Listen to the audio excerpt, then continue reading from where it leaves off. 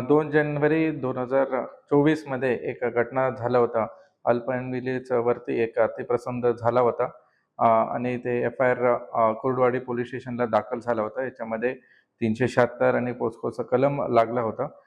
ह्याच्यामध्ये खूप fast investigation करून 60 दिवसाच्या आतमध्ये चार्जशीट करून ते केस फास्ट ट्रॅक करून सत्र न्यायालय बार्शी कोर्ट आता काल त्यांनी निकाल दिलेले आहे. ह्याच्यामध्ये आरोपींना 20 वर्ष शिक्षा झालेली आहे. ह्याच्यामध्ये इन्व्हेस्टिगेशनमध्ये हेच समोर आलं होतं की ते आरोपी आहे त्यांचा नातेवाईक होता आणि त्यांच्या घरी आले होते आणि हे असं रात्री एक कृत्य त्यांनी केले होते. ह्याच्यामध्ये साक्षीदार, फिर्यादीचं स्टेटमेंट आणि काही मेडिकल रिपोर्ट्स हस्तगत केले होते इन्व्हेस्टिगेशनमध्ये.